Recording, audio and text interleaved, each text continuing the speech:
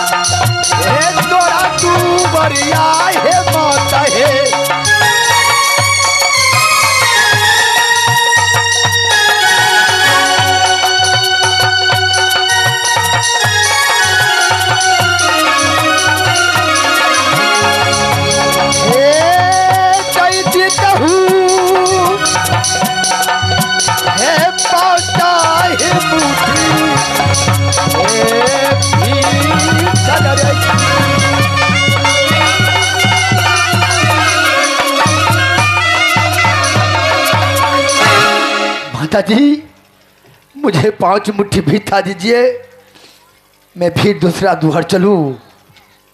हाँ क्यों नहीं? एक दरवाजे पर बैठे बैठे मुझे कुछ नहीं होगा माता जी। एक बात पूछूं? अब क्या बात है? जो पूछना था पूछ दिया माता जी। ऐसे नहीं, ये इतना बच्चे बालेपन में आप जोगी फकीर बन गए। हाँ माता जी, बालेपन में मुझे बाप मर गया, मैं अनाथ हो गया। आहो कहमा तोरा, आहो घर बाहोला गैया, आहो कहमा तोरा दुआरिया होला गैया।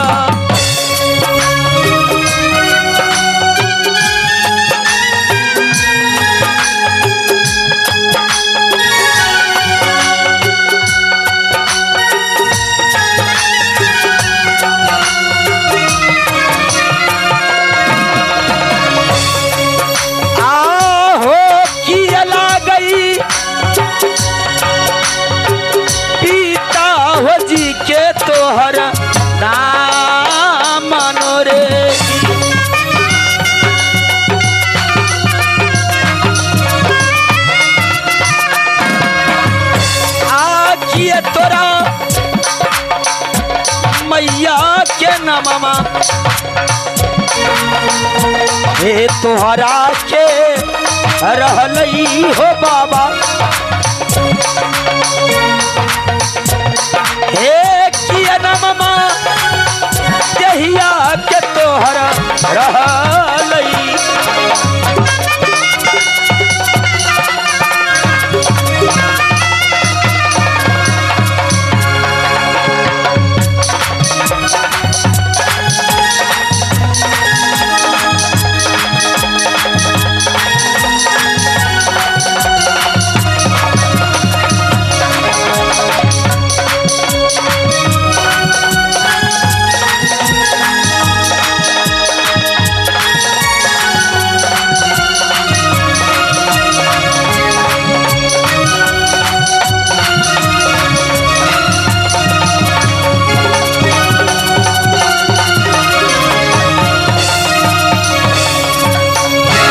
ये आपका घर द्वार कहाँ है? जब भी तुम्हें भूल दिया मुझे बालीपन में, मुझे वहां बाप ने मर गया, मैं अनाथ हो गया, उसी समय से मैं जोगी लगा दिया। मुझे क्या मालूम मुझे घर कहाँ है? जहाँ रास्ता आवास है। क्या आपका घर द्वार नहीं है? नहीं है, जहाँ शाम होगा वही बयान करना मुझे है। यदि मुझे यहीं पर शाम हो जाएगा तो ही मैं बयान कर दूंगा। आओ तो हरे सुरतिया हो जोगिया, आहो दुलरा मोरा रहलई हो बाबा।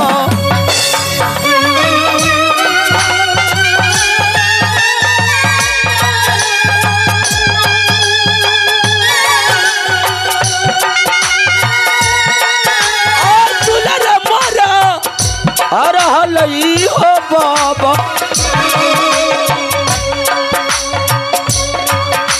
हो कहवा में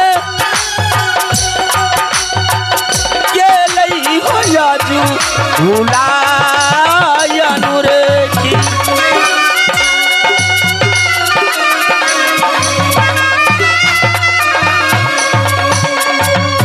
हे खेलला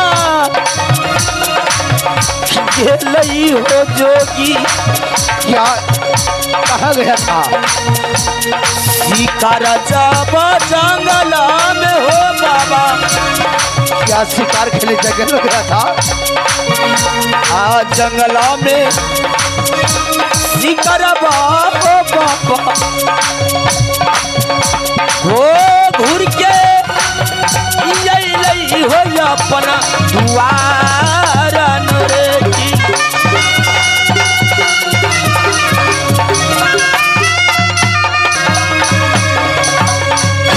देखो ये माता। आप ही ऐसा सूरत का मेरा पुत्र था। अच्छा है। एक 12 बरस बीत रहा है। कुछ ही दिन पहले मेरा भाई मामा भरथरी गया था। अच्छा उसके बाद मैं अपनी बेटी की लाल को पोषण पालन करके उस शिकार खेलने के लिए गया, अभी तुरक वापस नहीं आया। दिल में धैर्य रखो, यदि तुम्हें बालक गया है शिकार खेलने तो जरूर वापस आएगा। नहीं ऐसे नहीं, जात रुक आप अपने पता आदेश नहीं दीजिएगा। आओ गुरु के देखो महारानी ये कसम हो जोगी तोहरा के रहलौ रे जोगी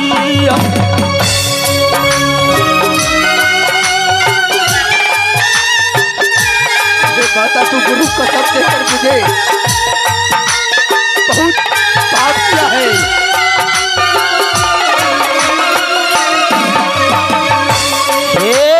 सही सही भेजबा हो दीता हमारा बतायनु रे की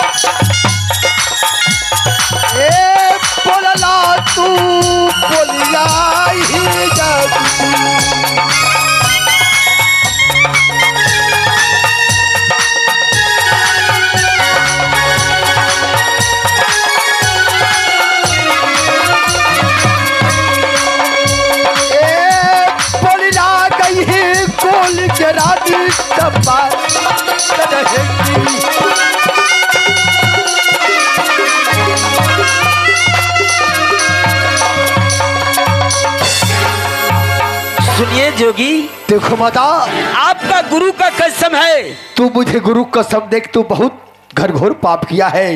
ये आप फोर पता बता दीजिए, मैं आपको 5 मुट्ठी भिक्षा देकर अवश्य छोड़ दूंगी। क्या मैं बता दूंगा? हाँ क्यों नहीं। तो तू सपना बर्दाश्त करेगी? क्यों नहीं से बताओ।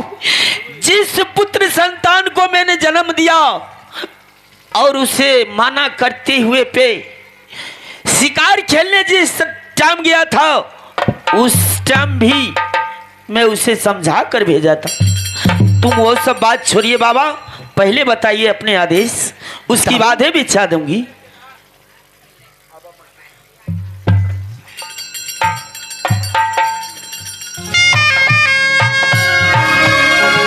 क्या बता देने के बाद मुझे भिक्षा दे दोगे? हाँ क्यों नहीं, अवश्य मैं भिक्षा दूंगी।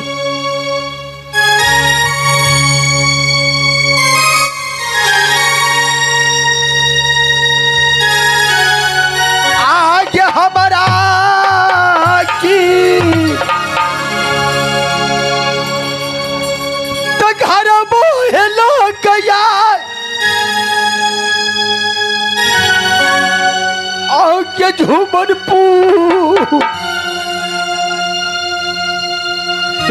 सोहरिया के मैया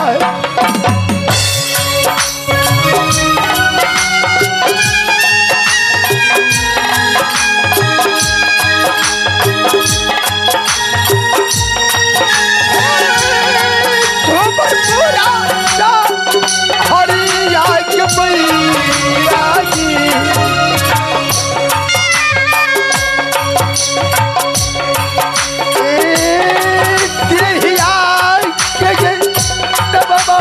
गोपी शंकरा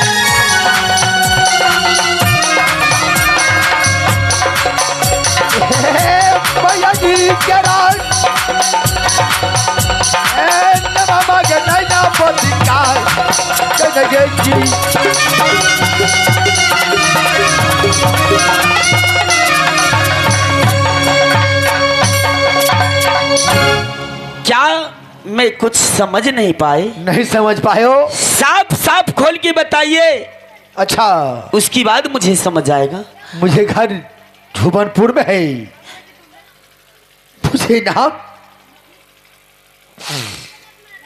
मुझे नाम गोपी चंद है।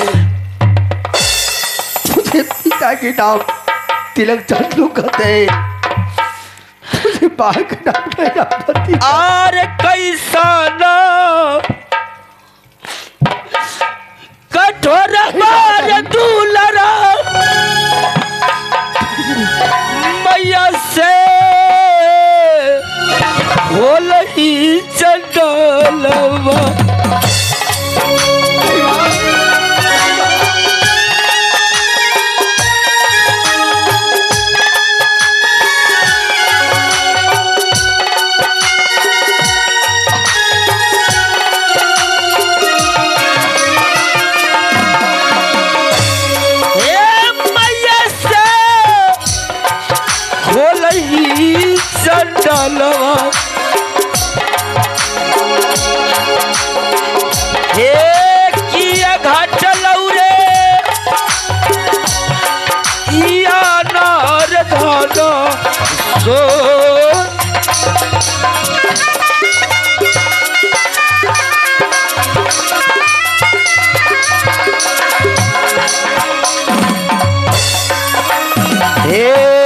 ये को नहीं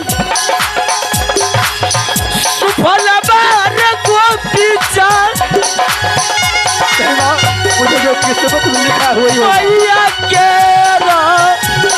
दलई चंचलवा।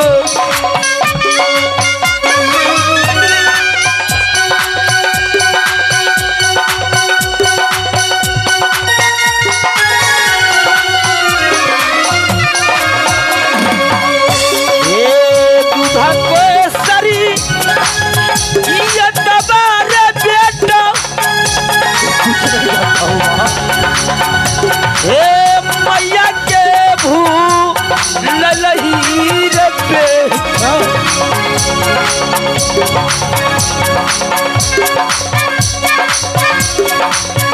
रे बेटा ये हो रे कैल तू जवा ना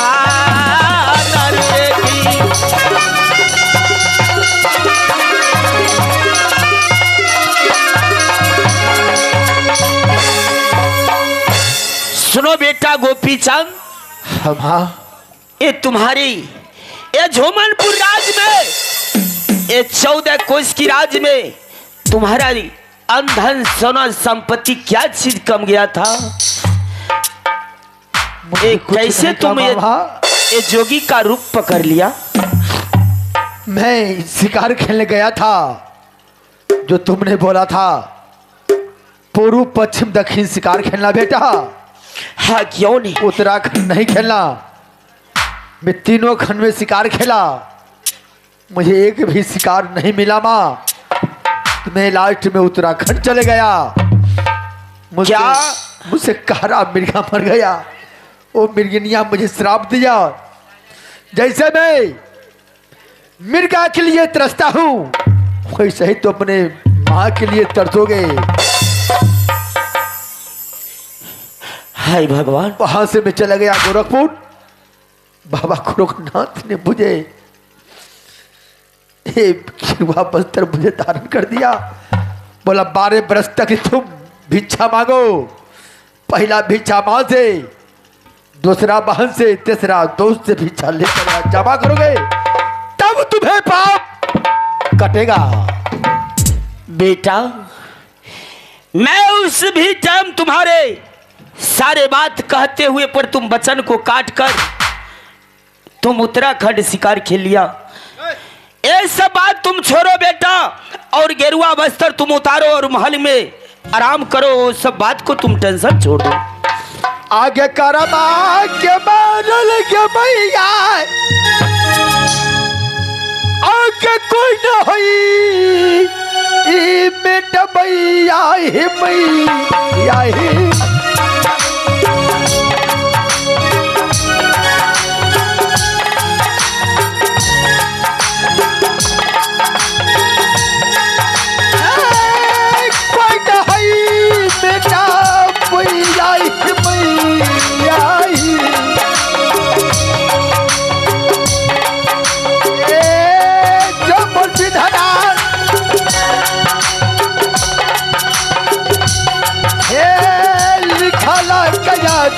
मुरलीला रहे की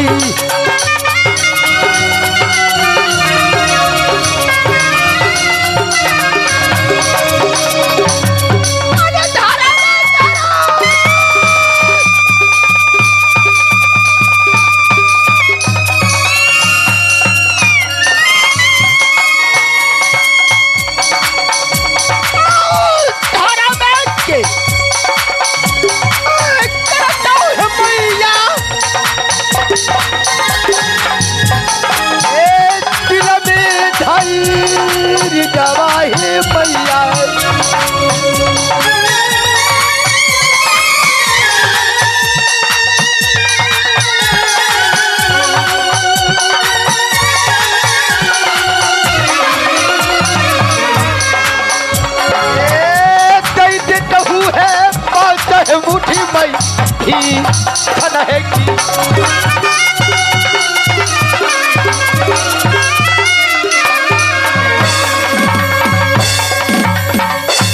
बेटा गोपी चंद, हवा ऐसा तुम बात बोल रहा है, माँ का साथ में ये शोभा नहीं देता है बेटा। नहीं माँ, जन्म ने तुमने दिया, कर्म भगवान लिखता है। जो मुझे कर्म में लिखा है 12 बरस ठोकर खाते रहो, तो मैं ठोकर खाते रहूंगा माँ। नहीं ऐसे नहीं बोल बेटा। नहीं माँ, रे तोहरा करन मार जोगी रे बरबार तपबार बेटा।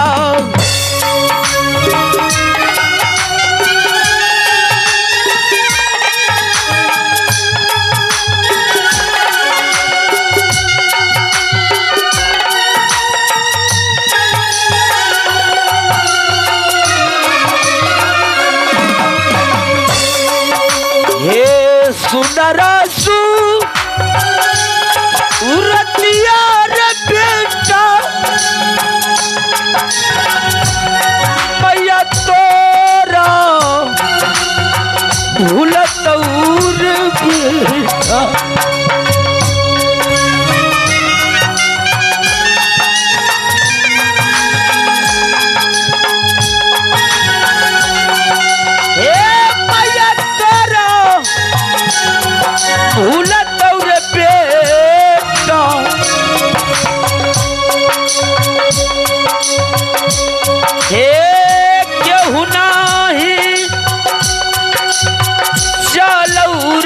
जिया के उपाय अनुरे